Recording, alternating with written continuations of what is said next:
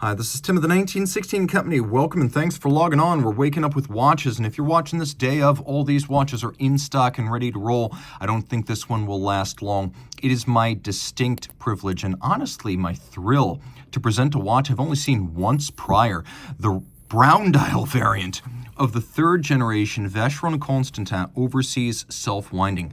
Now, back in 2016, when the original set came out for the third generation, you had the option of blue, silver, and brown dials. And for some reason, at the time, no one wanted the brown dial. It was made infrequently from 2016 to early 2018 and then unceremoniously discontinued, with the result that these are now worth up to 50%, 60%, sometimes 70% more than pre-owned examples of the silver, the blue, and even the black dial. I think, based on what I've seen, they made at most 1,000 of these, probably fewer, but they are gorgeous with a brown metallic sunburst. I feel like this is a watch whose time has come. If this were to come out today, it would be a hit. 41 millimeters in diameter, has all the virtues of the third generation overseas. The quick release bracelet system with not one, but two sleeved micro adjustments. Every single link on both sides removable. Comes with two straps, one rubber, one leather, plus a spare clasp. Display case back, a big manufacturer movement. Geneva hallmark, both on movement and on case. It's a full watch standard. Easy to wear. Actually, let me just demonstrate this to you. Easy to put back together as well. 150 meters water resistant and 25,000 ampere per meter anti-magnetic. It's got a 60-hour power reserve. It wears nicely. It's bigger, make no mistake, it's bigger than previous generations of the overseas, but it's not huge. If you can wear a 41 millimeter Rolex on a full bracelet, you can wear this. My wrist is 16 centimeters in circumference, and frankly, I would like to make this mine. But taking a look in the dark, you can see it gives you the blues, but it's easy to see. A watch that is, in many ways, the coolest and most unsung hero of Vacheron's decade of the 2010s, and a super collectible piece. So definitely give this a thought. If you've missed out on vintage pieces that went through the roof, or watches whose time came and your opportunity went, this door is still open. These are $33,000, $34,000, $35,000, sometimes $37,000 watches. They're not at that crazy level where you're going to find 5711s, 5811s, where you're going to find 15 and 16 202s. So this is definitely something to consider. And I know the 222 just came out in steel, but I really think for the long term, this is more collectible. As a collectible, this is more comparable to the old 2000V or even the original 44018 from the 70s. So keep that in mind. You know how much I love this watch. And if you think I'm overselling this, keep in mind I've definitely got more expensive stuff to sell you if you want to spend more money. I would take the Vacheron, but many, of course, are going to want something like this, where we have a 5990 Nautilus travel time flyback chronograph in solid rose gold. So, of course, if you want the most collectible watch, I still say buy the Vacheron. If you want the Nautilus, that's also a flyback chrono and a travel time, well, then this is the only game in town. Now, you can see that because the travel time triggers allow you to jump the local hour hand, and we have a home and remote AM PM indicator, you see both hour hands move in 12-hour circuits, so they stay superimposed. When you clean up the dial, when you don't need that second time zone, the clutter goes away. Now, here's the thing, because you still want to know whether you're looking at AM or PM, we have those local and reference time apertures. The crown is a screw down. When this watch came out, it was rated at 120 meters. Of course, every Patek is now 30, but this is a real 120. You can also see that the travel time triggers were beautifully integrated into the flank of the Nautilus in a way that makes them so unobtrusive you could miss them if you don't know they're there. Now, this is a flyback chronograph, so reset and restart without first stopping. That is a wonderful quality. You can also see that the minute counter down at the base of the dial is in a 60-minute format, which I love. And I found that in practice, this watch is only about 0.5 millimeter thicker than a 5980. So despite gaining the travel time function, this is really not noticeably thicker than the simple chronograph without the travel time. So we'll do a quick loom shot so you can see the watch in the dark.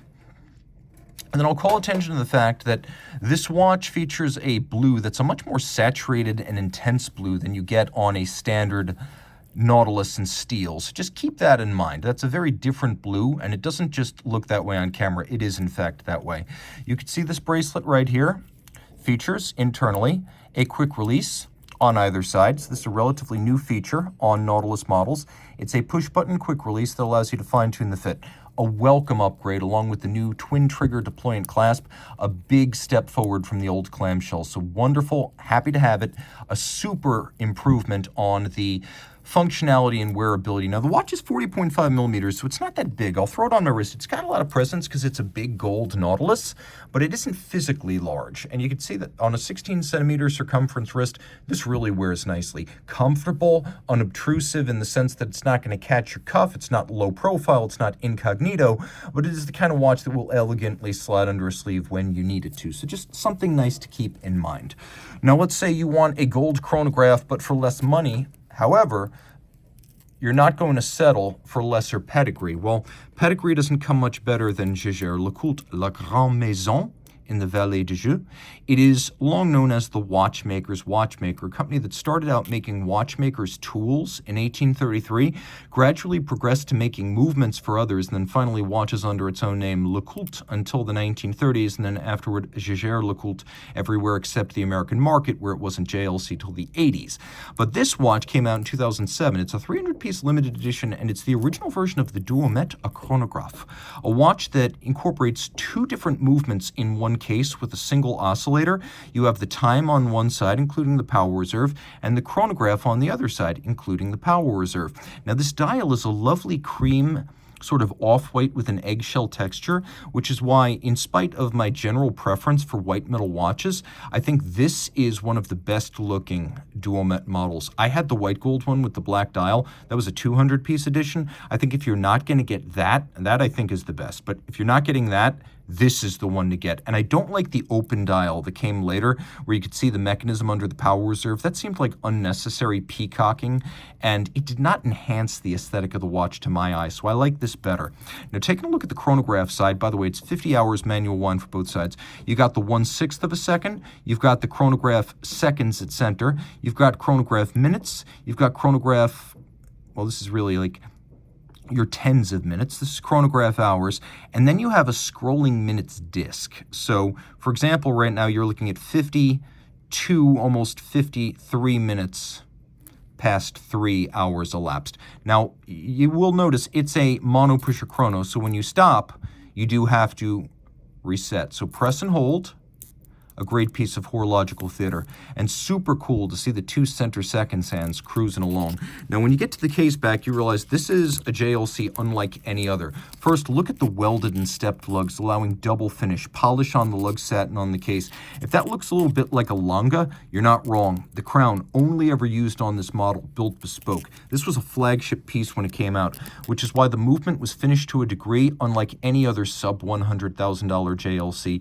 It was finished autologe by hand, and I'm under the impression that even at peak, JLC only made a few hundred Duometre of all varieties per year, alongside tens of thousands of other types of watches. So we have German silver bridges and plates with mirrored bevel. We have a sunburst Côte de Soleil radiating out from an imaginary center point atop the free-sprung balance, the column wheel, and then we have a unique instantaneous engagement mechanism that will start the chronograph up, and it's most comparable to a vertical clutch in the way it engages without any jump or stagger, although it is truthfully neither exactly a vertical clutch nor a lateral clutch.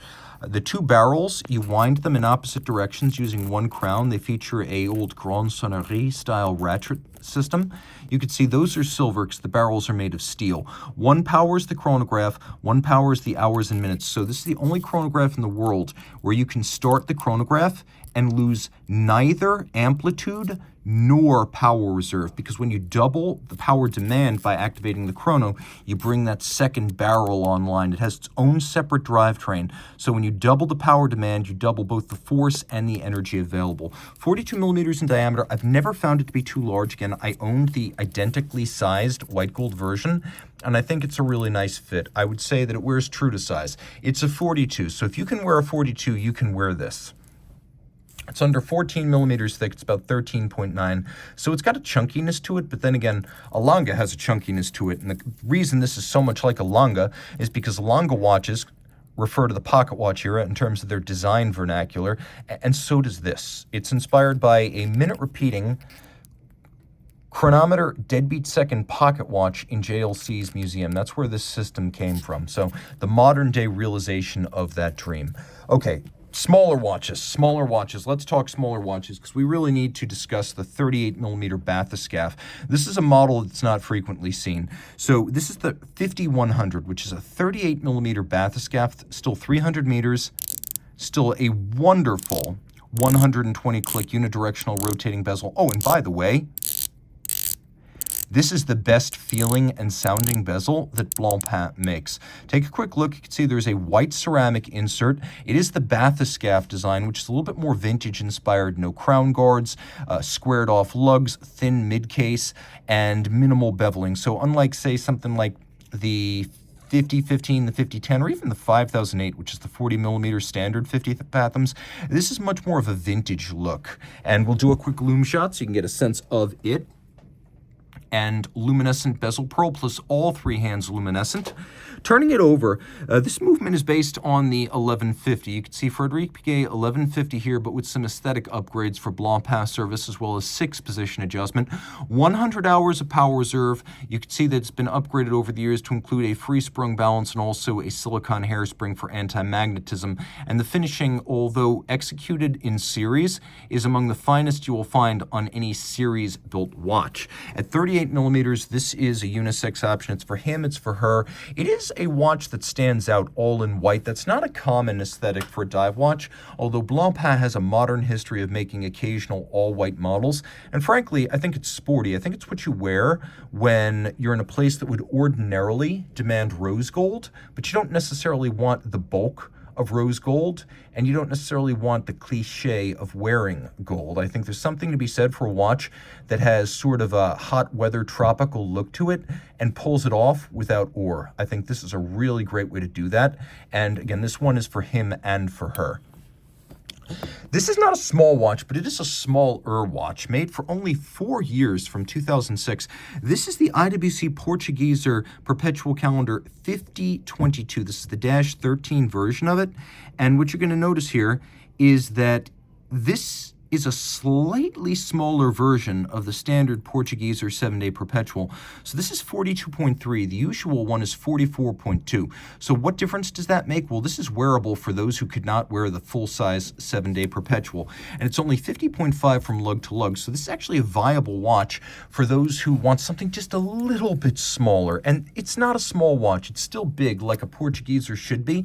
It's just not huge. So yes, later on there would be another Portuguese Perpetual 42, but that has a 60-hour power reserve. This has the full fat 50,000 series 7-day movement and the IWC Kurt Klaus Perpetual Calendar with an aventurine moon phase disc. 7 days with a power reserve indicator coaxial with the day, or I should say the date. It says days, but it's the date. And then I'll demonstrate how the quick set works. If you can set a Rolex Datejust, you can set this thing. Obviously hacking seconds. But then we have a quick set for everything, including the moon phase, heck, including the year and including the decade. Everything moves in sync, so you don't even have to look up the date and moon phase combination. It does that for you. Around back, we have a partially ceramic IWC Paul-based Peloton winding system.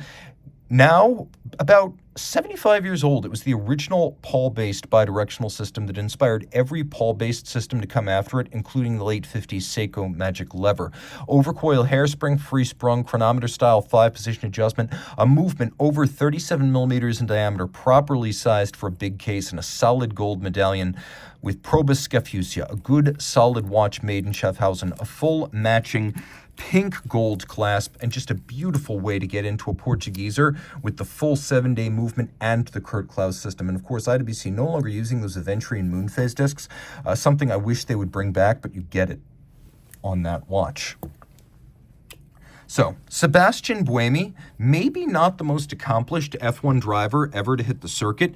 He probably came up too young, to be honest, before he reached his competitive prime. He would go on to become a champion in WEC World Endurance Championship racing, and this watch was more of a labor of love and a neighborly gesture from Audemars Piguet when it celebrated a young Sebastien Buemi as he broke into F1. He was a neighbor in the Vallée du Jeu, growing up to Audemars Piguet. So this is really sort of a friends and family edition. A beautiful media blasted and micro beveled grade 5 titanium case. You could see Buemi's logo on the back, and that this is a limited edition of 250 pieces. 3126 55-hour automatic manufacture movement, vertical clutch, Dubois de Praz chronograph module, a tachymeter scale with an F1 style display, a little bit like you might find on the steering wheel of a Formula One car. We have a lovely micro-textured mega tapisserie, which is a little bit more intricate than your standard mega. Remember, there's a petite, a grand, and a mega tapisserie, with the hobnail of the largest size being the mega on the Offshore. 100 meters water resistant, and this one is on the diver style strap, so you can take the plunge immediately. It's got no shortage of luminescence, and wonderfully, a ceramic bezel, which is robustly scratch resistant to protect the watch from being marred when it's on your wrist in the heat of battle. Taking a quick look on the wrist, this is a 42 millimeter size, but being made mostly of ceramic, sapphire, and titanium, very light. So these always wear large. Think of it as a 44 from a practical standpoint, but you can see on my 16 centimeter circumference wrist, this actually works quite well. And because of the light materials, it doesn't feel like a big watch. The movement is credible, and as you can see, the base is AP zone, free-sprung Gyromax style balance, and a rotor with the coats of arms of the Audemars and Piguet families, reminding you that for 150 years this year, AP, the oldest continuously family-owned and run watchmaker in Switzerland. And you get a distinct and unusual finish with the media blast and the polish. So this is a super special watch. As is this. From Didier Cretin, a longtime watchmaker within Greubel Forsey here, we have a version of the Signature One, this one in white gold, an 11-piece unique series. It is a 41.4 millimeter case, quite slender, and if you take a quick look, you can see that it's all about the balance, which is huge and free-sprung. It's adjusted in 6 positions. It has a beautifully hand-formed overcoil for concentric breathing in any position. The bridge is mirror polished on its top, razor faceted on its sides, and you can see there's sort of a hyperboloid shaped column on either side. Now the watch has a dial made of solid gold, such as it is. It's a small dial, but the finishing of the dial and the movement, which is a manual wind 54-hour, second to none. Look at the edges of the bridge holding the dial. See how it's been mirror finished on its side and mirror beveled on its flanks? All screw heads black polished with chamfered slots in circumference, and the base plate media blasted. You can see Didier Cretin right there, his name, his vision. The idea was to empower a Greubel Forsey employee with absolute creative free rein to create a watch that was his sole vision as a watchmaker. And so what you wound up with is one of the most wearable and one of the simplest Greubel Forsey watches. And unlike a lot of the later sports watches, which are just basically a balance and a power reserve, this is finished like a Greubel Forsey, which is to say utterly without compromise. We have German silver bridges here with a wire brush frosting, internal bevel creases, those lovely and coveted interior angles, mirror bevels, finished truly by hand and executed in the final phase by Gentian wood. We have 40 interior angles on each of these internally beveled wheels, and then a remarkably elaborate bridge on the underside of the barrel with concave mirrored ratchet wheel and a unique click to prevent it from running backwards. It's not a big watch. On the wrist, now as then, one of the most wearable Greubel Forsey timepieces of all time, and one of the best efforts the company has ever issued. I think with the appointment of a new CEO and a refocus on traditional horlogerie and away from sports watches, Greubel Forsey is going to be the brand whose image and stock, metaphorically speaking, rises the most in 2025. Whereas with Jaeger-LeCoultre, I'm not sure the company's reputation can soar any higher, and watches like this prove the point. What is it? It is the Gyrotourbillon 2. Where does it come from? The Reverso collection. So this is the Reverso Gyrotourbillon 2, launched in 2008. You can see in full platinum, it is massive. And 75-piece limited edition, an exceptional watch with a Gyrotourbillon, that is 2-axis tourbillon. The inner tourbillon turns once every 18.75 times. The outer tourbillon, which has its own separate ring gear at an angle, by the way, that turns once every minute. Now you can see that the tourbillon cage here has been micro-beveled and media blasted. The tourbillon cage is made of titanium, and you can see something unusual on a tourbillon. It is shock protected. Both the outer cage, see that shock protection there, and the inner cage are shock protected. You can also see, if you get really close, I'm doing my best to hold steady here, the helical cylindrical hairspring, just like an old marine chronometer, and the whole balance is free sprung. We have a 24-hour indicator. It's not a second time zone right there. And then a sapphire dial for the hours and minutes. The bridges are made of German silver and rhodium plated to give them a silver shine. And then you can see that the bridge for the hands features no fewer than 8 interior angles, with 4 more on the outer face of the bridge. This is JLC finish at a level you won't find on anything priced below hundreds of thousands of dollars. Now here's an interesting feature. There is a case lock, so I can lock the case so it doesn't fly open. This is common to a lot of the really big reversos like the Repetition à Rideau and the Triptyque. So this, being a large heavy watch, has a lock so the case can't fly open. Now you get a great view of the tourbillon carriage from the back as well. And you can see that the bridge for the tourbillon, the outer tourbillon on its underside, rounded and mirror finished, truly special stuff. Now you can also see that there's a stop works to prevent you from overwinding the barrel, but it also prevents the barrel from running the watch if there's too little energy to keep good time. So instead of keeping time poorly and losing time, it will stop, because that's easier to recognize than a watch running slow. So you'll know that you need to wind your watch. There's a power reserve indicator. And I should mention that it only takes about 50 turns to fully wind the watch up to its 48-hour power reserve. So that power reserve indicator moves fast. And you can see how intricately decorated the stopworks is. Like everything else on this watch, it's wretched excess. Now, taking a quick look here, you can see that it's too big for me. The watch is heavy, but it's also large, so I'd recommend a wrist of 18 centimeters circumference to wear this well. But if you can, my God, what a privilege. If you love this or any of these watches, reach out to Team Mosso at the 1916company.com for purchase, pricing, and availability details.